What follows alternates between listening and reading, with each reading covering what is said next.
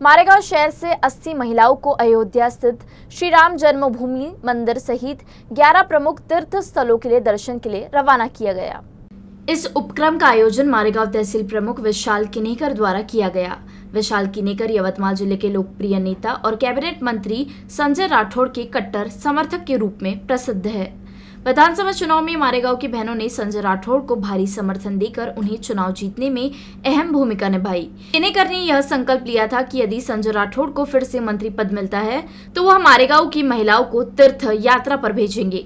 संजय राठौड़ को मंत्री पद मिलने के बाद उन्होंने अपना वादा निभाया और 80 महिलाओं को अयोध्या और अन्य तीर्थ स्थलों की यात्रा पर भेजा। यात्रा की पूरी व्यवस्था की गई थी और महिलाओं के चेहरे पर आनंद के भाव साफ नजर आ रहे थे। आम्ही आज विशालभाऊ किनेकर तालुका प्रमुख शिवसेना यांच्या माध्यमातून आज अयोध्या, शिरूर, उज्जैन, मथुरा, आग्रा असे 11 स्थळ आणि 4 राजधान्या तर आम्ही आज आता 80 बाया चाललो मारेगाववरून निघत आहोत। विशालभाऊ किनेकर याच्या माध्यमातून आम्ही आज 80 महिला तीर्थक्षेत्रामध्ये जाऊन राहिलेलो आहे।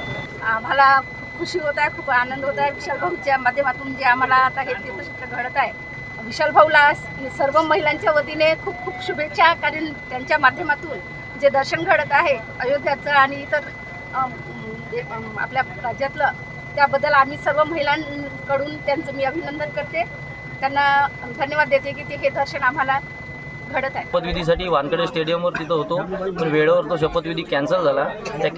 त्याच्या दुसऱ्याच दिवशी म्हणजे तिच्यामध्ये अजून माझे ते नेते आहे सन्माननीय नामदार संजयभाऊ राठोड यांचं नाव त्या यादीमध्ये नव्हतं आणि त्यांचं नाव नसल्याकरता मी हताश होऊन तिथून आलो आणि सरळ पूर्ण फॅमिलीला घेऊन अयोध्या गेलो आणि अयोध्या प्रभू श्रीरामाचरणी प्रार्थना केली की ह्या लाडक्या बहिणीच्या भरोश्यावर महाराष्ट्रात सरकार आले आणि त्या लाडक्या जर माझा नेता संजयभाऊ राठोड महाराष्ट्राच्या मंत्रिमंडळात जर दिसला मला तर मी माझ्या स्वखर्चाने जेवढ्या जास्तीत जास्त महिला आणू शकतो लाडक्या बहिणीच्या भरोश्यावर जे सरकार आलं म्हणून त्या लाडक्या बहिणीला आणण्याचा प्रयत्न करतो आणि त्याच स्वरूपात मला माझा नेता महाराष्ट्राच्या मंत्रिमंडळात दिसत आहे। म्हणून मी जे बोललो होतो प्रभू श्रीरामानी जे मी चरणी जे बोललो होतो त्यांनी माझी प्रार्थना पूर्ण केली आणि मी जे बोललो ते पूर्ण करायला आज 8 एप्रिलला आम्ही जाऊन राहिलो।